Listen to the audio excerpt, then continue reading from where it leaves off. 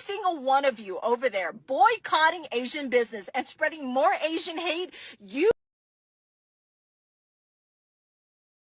and what your people call niggerism. Yeah, not my words. Those are your people words. You people that is living in that black culture mentality, the poor victim mentality, thinking that people still owe you fucking reparation. Every single Now, this an Asian woman. Sound just like a white woman. This is how they think about you. This is what they think of you. We ain't spread no misinformation about Asians. We ain't said nothing demeaning towards Asians as a whole. All we said is, we're gonna take our money and we're gonna go shop with our own people. That's it. Since y'all can't seem to respect us in our own communities. And it's causing this type of pushback. They learning from these white people. They learning to play the victim. We ain't say nothing hateful about y'all folks. Nothing. I tell y'all what y'all haven't said nothing about one of y'all folks killing one of our babies. Y'all ain't had no remorse for that. Y'all ain't had no empathy for that. Y'all ain't condemned this man's actions once. But then y'all condemning us because we want to spend the money with our own? Ain't that what y'all do? So we want to do what y'all do, and y'all say that we in a black culture mentality. And she said it boldly. This me saying this. Yeah. I'm saying this shit. This an Asian woman. Sound just like a fucking cracker. Because that's what they are. We're going to have to be very, very, very intentional and very strategic about this. To the black community, I'm sorry. As a Vietnamese American, I am disgusted by those in the Asian community who are more upset about a boycott than the life of innocent Cyrus Carmack Belton. I was recently sitting on the George Floyd bench in Martin Luther King Park in Berkeley, the heart of the Vietnam War protests in the 60s, and was reminded of Dr. King's solidarity with the Vietnamese liberation, which ties to my solidarity with black liberation. Growing up in the Midwest, I was taught to trust whites and fear blacks, only to find the opposite is true in my adult life. I've experienced so much kindness and collective care in my interactions with black folks, both in the US and abroad. Whereas the lack of consciousness or care around the violent systems created by and for white folks when trying to speak to white folks about it is astounding and makes me feel incredibly unsafe with most of them. Asian folks watching this, with internalized white supremacy who prefer proximity to white power over collective liberation, know that you are just a pawn being used by white supremacy in this model minority myth to divide and conquer. And if you had a negative one-on-one encounter with a black person, remember that white violence at a systemic level kills millions upon millions and allows for one-on-one interactions with white folks to seem surface level nice because they're not forced into daily survival mode due to the privilege they've carved out with their massive systemic violence. So do not trust white nice because it turns unsafe real quick as soon as you dig beneath the surface to see that most white folks do not care that Western white supremacy culture is killing black and brown folks daily. So while systemic trauma might have caused a negative one-on-one interaction with a black person for you, remember that black people are not killing millions of people on a systemic level. Remember how black people played a central and pioneering role in the Vietnam War protests and stood in solidarity with oppressed Asian people. Do not abandon our allies. We owe the black community so much because our rights as non-white people in the US were hard fought for by black folks. So thank you to the black community for all that you do. Rest in power, Cyrus Carmack Belton. So a ticking time bomb that I feel like not a lot of people know about is the fact that most of your favorite local Chinese restaurants that are being owned by like Chinese immigrants are probably not going to be around within the next 10 to 15 years. And this is because, for context, my parents own a Chinese restaurant, and basically all of our friends and family in our like community also own their own Chinese restaurants. So, you know, what I know is happening is that a lot of these people who came to America, you know, a couple decades ago, opened up their Chinese restaurants. They're getting to the age now where they are trying to figure out how to retire and how to essentially like what to do with the business. And so one of the options obviously is to sell it to someone else who wants to continue operating the restaurant, you know, as it currently is. And basically, from what my parents have told me, the prices that these businesses, like these Chinese restaurants, are going for on these like Chinese communities forums where people are like listing their restaurants,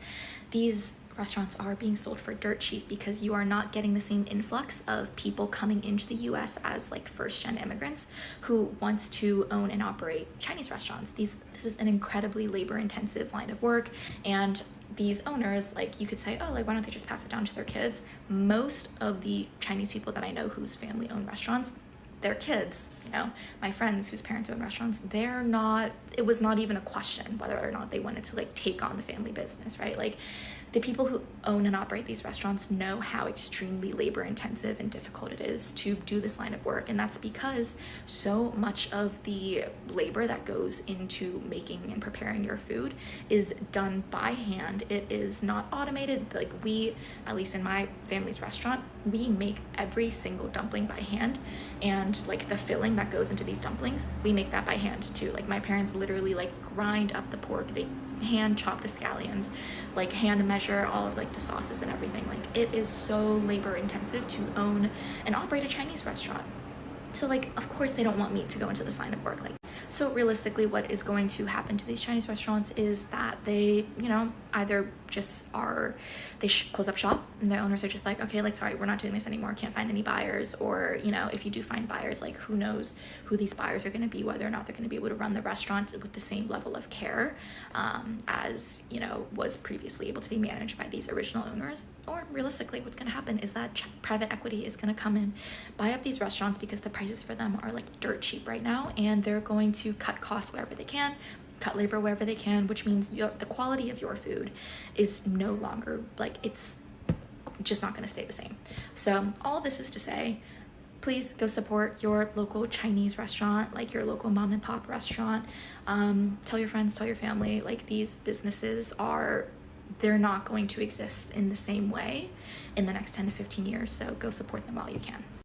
So a ticking time bomb that I feel like not a lot of people know about is the fact that most of your favorite local Chinese restaurants that are being owned by like Chinese immigrants are probably not going to be around within the next 10 to 15 years. And this is because, for context, my parents own a Chinese restaurant, and basically all of our friends and family in our like community also own their own Chinese restaurants. So, what I know is happening is that a lot of these people who came to America, a couple decades ago, opened up their Chinese restaurants. They're getting to the age now where they are trying to figure out how to retire and how to essentially like what to do with the business. And so one of the options obviously is to sell it. Is that what it is? Or did y'all figure out that y'all people wrote a check that your ass couldn't cash? And now it's bouncing. I don't feel bad at all, because this is a long time coming. And it's not to say that we're just trying to boycott businesses to hurt y'all. Listen, it's not about y'all. It's about us. It's about the fact that we've been coming into your businesses, patronizing y'all businesses, but yet we're treated like we're nothing. Yet we're treated like we're nothing. We're treated as if our dollars don't matter. We're treated as if you're tired of dealing with us. Yet you open up service industry companies where you have to provide customer service, you have to provide food, you have to provide us, you're cleaning our feet, but yet you don't respect us. We're just dirty people. Man, listen, it's crazy. And it's so funny seeing all of these think pieces go online, and they still fail to realize where all of this is coming from, as if we just got up one day and said, let's just boycott business. No. Where do you think the whole term hurry up and buy came from? Y'all been tired of us in your stores. You say it's because we're stealing and all of this stuff. Why keep opening up stores in the neighborhoods with us then? It's almost as if you can't open them anywhere else. And see, what's funny is you talk about the people moving here and immigrants are not opening up these businesses anymore. Or can immigrants not come over here the same way they did before because of this current administration? Oh, and let's talk about the fact that y'all come over here and don't like us, don't respect our money. Y'all treat us like we're less than, but you're doing our feet. You're serving us food. It's almost as if the higher class Asian community over there still in their country didn't have to come mingle with the lessers. Am I getting somewhere with this? It's almost as if this is like a second-rate job that y'all do here. Even though it's your business, You have to clean and file the feet of the very people that you despise. Let's wear that for size. I don't get it. But then y'all feel like y'all are better than us here, but y'all know how y'all are looked at home. Y'all know how people look at you at home. The people with the tech companies, the people with the pharmaceuticals, not the Chinese restaurants in the hood, not the nail salons where you got to scrape the feet of us niggas in the hood. We thought y'all was a quiet, docile community till everybody got online and drove saying how much y'all didn't need the black dollar. But if y'all don't need it so much, why is it a problem if we're not patronizing your businesses anymore? Why the uproar? What are you scared of? What are you scared of? Is it that your people not going to support your business? They don't need their feet done? They don't need their nails done? They don't want to eat Chinese food? Oh, y'all don't eat the Chinese food that you serve to us. Oh, yeah, what are we even talking about here? See, and it's funny because I did a video on the stock market and how it's crashing in Korea, but everybody got in the comments saying it has nothing to do with what's going on in America. Listen, common sense ain't so common anymore. Get your fucking head out of your ass for 1 second, okay? All Asian people could agree with me on this one. Is that you are upset with one Asian person and the rest of the one that looks like him get punished for it. That's the questions that we're asking. It's not because, oh my God, we're losing a business that you're not going to shop with us. No. The question is, why do you punish people that look like Chow? That's it. Because we asked that questions, you went into, oh, so the boy was innocent. No, we're not saying that we're not grieving for the loss of Cyrus. We're not saying that we're agreeing with Chow. We're not arguing about anything in that matter. But we're asking, if you're not happy with Chow, go punish Chow. Why do you targeting collectively because we look alike? What? And because we asked that, you think that we're okay with shop owner to kill a young innocent man? Now, that's projection, sweetheart. That's not coming from me. I grieve and I feel mourn the loss of a life. Okay? No life should be lost. That's it. I'm not arguing about that. I'm saying Asian people out here are asking, why do we get punished? Because you're not happy with one person that looks like us. And since you're not gonna get it, I assume that because you're operating through the emotion, okay? It's high right now, I get it. Let me cradle you for 1 second, okay? So here we go. Imagine this, okay? There's a family, okay? Mom, dad, and 5 children. 4 live out of state, in school or whatever, live their life. A youngest one live with parents. All 5 of them get access to support funding from the parents. One day, the youngest one stole dad's watch and sold it. Dad found out, got upset. He freezed all the bank account. And then other children call and say, what's up with the bank account? I can't access. And dad say, well, I'm upset with your brother. He stole my watch. And now the 4 children are asking, okay, our younger brother stole your watch. We had nothing to do with it. But why we're prevent from accessing to the fund? Because the older kids asked that question, dad immediately went into, oh, so you agree that your brother has the right to steal my watch and sell it?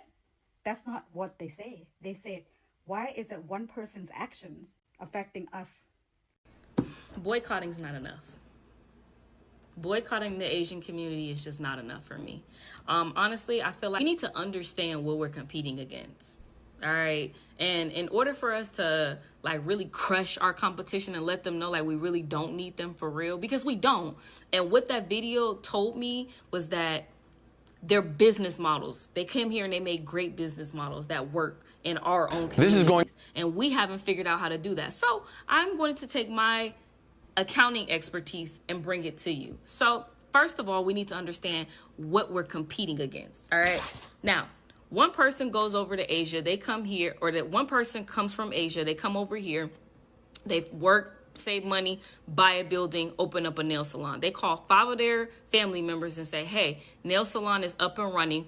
You guys come over here and we're going to start working. Now, this is the one thing we're missing and we don't understand about our competitor. they're not going to pay them the same thing that we would expect here in America. Why? Because their expectations are different. They're not coming here thinking they're going to make $17 an hour. They're actually okay with making 10. They're not rich. So their largest expense is now cut in half. Not only that, but their business model makes sense for our own Black communities, right? And I'll say for the specific communities that one man was talking about, right? He's talking about low income communities. Let's keep it a band. And the reason it works for us is because their price point is low. Why is their price point low? Because they do high volume. High volume meaning there's 5 different people, maybe 6, 7 different employees in there. They can afford to have 6, 7, 8 employees there because they're only paying them $10 an hour. They do not have to pay them the standard rate of like 17. It's not about whether or not they can pay them cheaper or anything like that. It's really about the fact that the only reason why they do this, and it's not that they're smarter than you, it's not that they're wiser than you or anything like that. Their options are limited because they don't have as much opportunity for you. These are not things that their children is looking to take over. They can't speak the language as well. They're not as educated. A lot of times people that come over into this country, if they're not going into a huge opportunity, they go on to Wall Street or something like that, or they're coming to train inside of our universities and they spent a lifetime saving up so that they could send their children to our universities who pay an extreme amount of tuition, and then ultimately they get a good job. Those kids go into a different type of lifestyle and job. They don't come back and take over the family business. They're not trying to work for that or nothing like that. The business ultimately dies with the parents. So we are boycotting the Asians because they mistreated us. That's not how this is supposed to work. You shouldn't be patronizing the Asians anyway because you should desire independent Black economic infrastructure. Right. So we shouldn't even be in this position. So the question becomes this: when we're no longer angry at the Asians, you know what's going to happen? We're going to go right back to their businesses because it's the same thing we do with the Caucasians. We don't need a boycott movement. We need a divestment movement. But the reason Black America is stuck in the boycott stage of revolution is we lack the accountability, the responsibility, and the financial discipline to divest completely and create alternative structures and systems for our people to exist in. In other words, Cyrus Carmack Belton should have never been at Rick Child's Sunoco gas station or Shell station in the first place because there should have been a Black gas station. Carmelo Anthony should have never been at a predominantly white track meet because he should have been attending a predominantly Black independent school.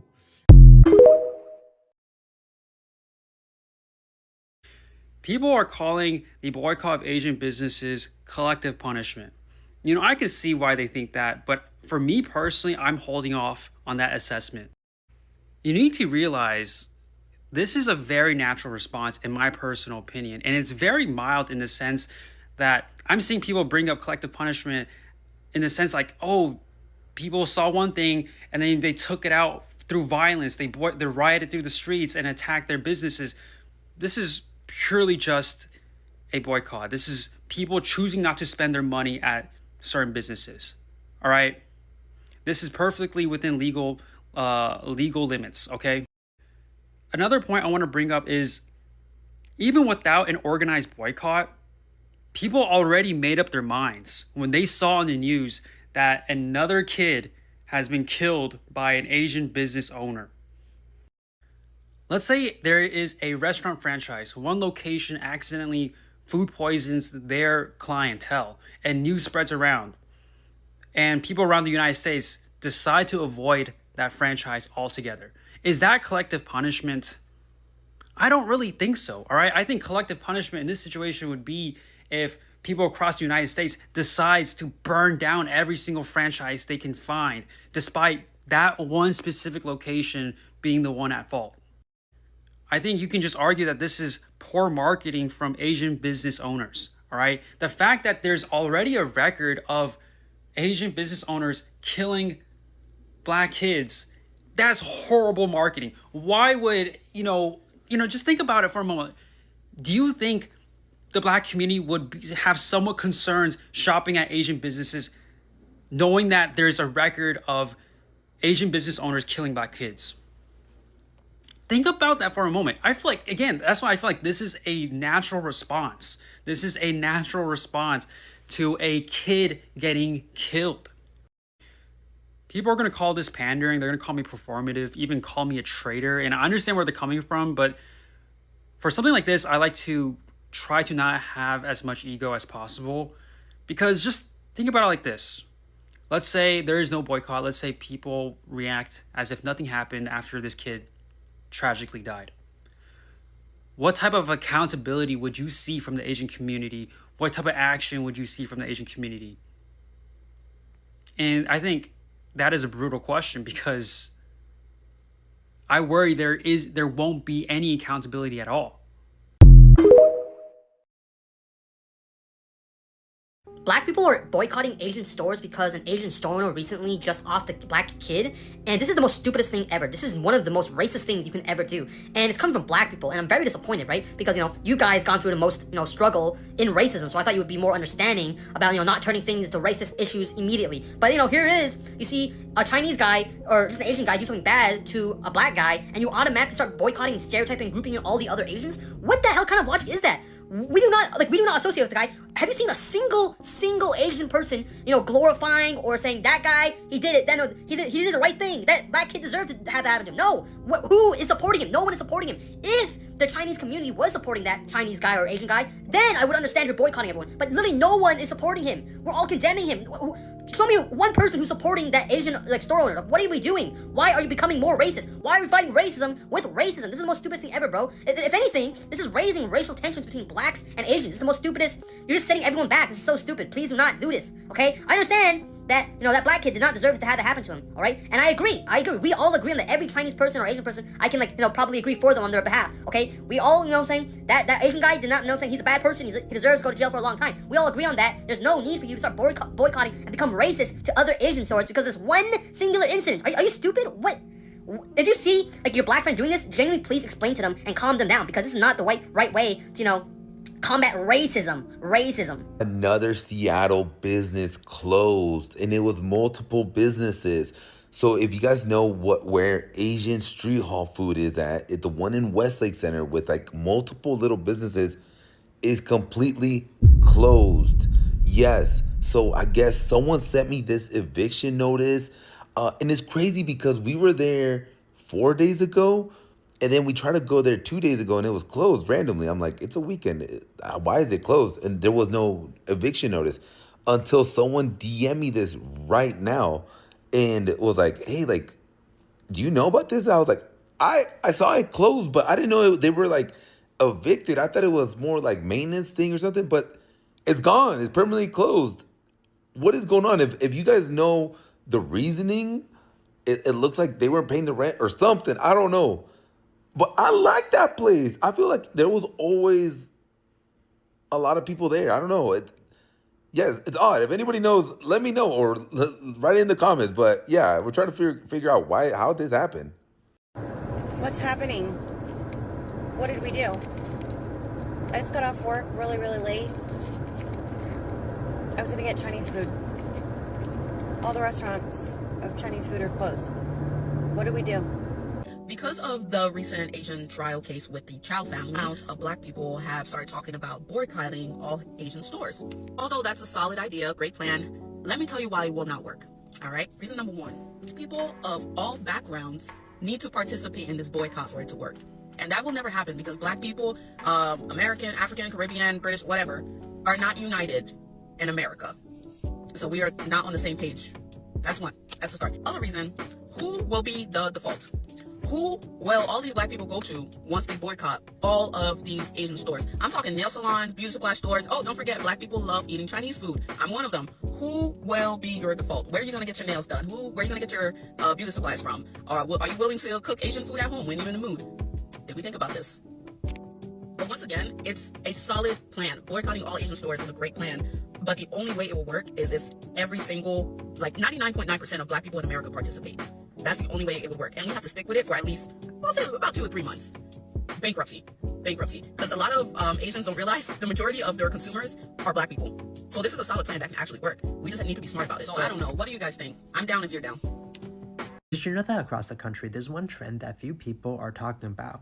There's fewer and fewer Chinese faces at some of your favorite Chinese spots, and much of it has to do with one reason: intergenerational social mobility. And all this is just a fancy way of saying that these kids, or the kids of these parents, are no longer working at restaurants because they're going to college and working as a professional either in accounting, finance, medicine, etc. And to really understand this, we needed to understand the goal of many of these parents who opened up a restaurant in the first place, since they wanted to give their kids a better life. And as you can see behind me, many of these individuals now dominate in categories such as software engineering or medicine. And basically, the kids who grew up doing their homework in the back of these Chinese restaurants are now going to college and taking on professional roles. And this might just be one of the biggest shifts when we talk about the restaurant industry, especially Chinese restaurants. And for many, this is a good thing, since restaurant work is grueling, working 12 hours and even up to 6 days every single week. And they were first hired through immigrant staffing agency located in places like Chicago or New York City's Chinatown. And this eventually gave them the opportunity to start a family, buy a home, as well as raise their children. And today, the parents of these working professionals are so successful that it's even created a shortage when it comes to the Chinese restaurant market. And current owners are looking elsewhere for immigrants who came from the Middle East, Latin America, as well as Africa. And basically, the traditional Chinese restaurant that you think about back in the 1990s as well as early 2000s is no longer there. And many of these families have moved on, and some have even shut their doors. But in reality, this is actually a good thing. You fucking black fucking people, niggerism. Hey, Momo, for real? Why'd you delete your Instagram and your TikTok after I made this video about you? Because you fooled us all by saying that your name was Monica. Mo for short on the internet. But it's not really Monica, is it? Because if you remember from a couple of years ago, you and your husband in 2024 filed for bankruptcy, where from this very public document, we can see your names. And since I'm going to assume that your name isn't Ryan Amodeo, your name would be Owen Singuan. And Owen, not only do I find it hilarious that multiple people have confirmed that your hick-ass accent is fake as fuck, but I know somebody who didn't get in trouble for stealing money from tenants in an apartment building and got in trouble for grand theft isn't out here insinuating that black people are criminals when you're the one out here victimizing other people. Well, I guess if I had that type of hypocritical skeletons in my closet, I guess I would also have me and my spouse delete all of our social media presence and go into hiding as well. Not to mention, if you and your husband moved to Texas like this person claims, and then you and your husband voted in California like you claimed in this video, then the only ones who committed voter fraud would be you two. The Asian boycott thing ain't happening in Houston, Texas. And I'm particularly talking about Houston, Texas because I live in Houston. I ride around here all the time. I be paying attention. The nail shop's still full. People still got lines at Timmy Chan's. Hell, somebody right now is making a video about Timmy Chan's. And I think that's because in Houston, we have a kind of intertwined community here when it comes to blacks and Asians. I'm not saying by any means that people get along all the time or people don't have their prejudices. I'm not saying that. I'm just saying, when was the last time you went to Timmy Chan's and there wasn't a black person taking your order? I haven't seen it in a long time. I've seen Asian people riding slabs. I've seen Asian people talk with that Houston twang. Asian people sell grills. I mean, it's kind of an intertwined community when you really think about it in its totality. And I just don't think it would happen here. Some people ride this internet thing and this social media thing, think that when one person comes out with the idea that the entire community is just supposed to jump on that bandwagon and keep it going. But what people don't understand is, depending on where you live, your problems might not be my problems. So out of solidarity, I'm just supposed to make small problems. I don't think it works like that. You know, it's really disheartening when you see the older generation move like this. It's always the older generation. This dude is too old to be saying the stuff that he's saying. Not only that, I'm going to be the first to say, He do not speak for the city of Houston, Texas. I'm born and raised in Houston, and I do not agree with this 100%. He felt that way. That is not the rest of the city of Houston. I'ma stand with my people. This man got on the internet and said that the Asians and the blacks are intertwined because it's mostly black people that work at Timmy Chan's. But fuck Timmy Chan's. All right? Niggas been eating Timmy Chan's since 1997. I think we could go without Timmy Chan's for a while. Then he got on here and said that Asians, they ride slabs and they make grills. The only Asians I know that make grills is two of them. It's Johnny Dang and the other Asian boy who made the chain for 6ix9ine. Outside of that, I ain't never seen no Asian make no grills. And you talking about they ride slabs? Boy, you think we give a damn about some slabs? When we talking about the protection of black people, then you said what's one person problem ain't your problem. Bro, it's a sickness. I really think it's a sickness up top. All of y'all that get on the internet and talk like this, bro, and go against your own people, it's literally a sickness.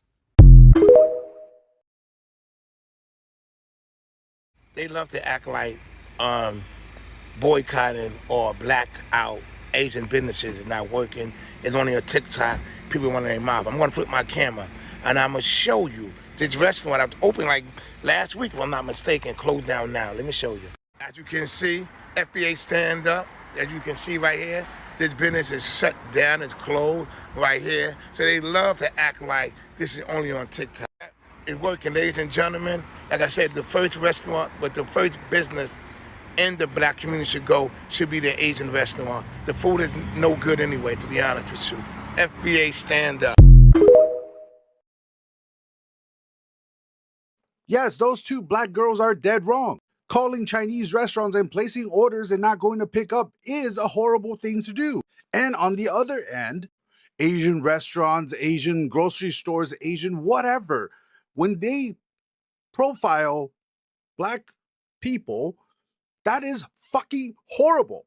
This weird black community on TikTok that likes to boycott everything for the tiniest thing, they have absolutely gone on steroids, which is fine. I don't care. They could do whatever they want. I'm not here to stop them, especially since they don't want to really listen to reason. It seems nowadays that they rather care about clicks and the whole I own you thing more than having a conversation or the truth or work together and be better as a group and community.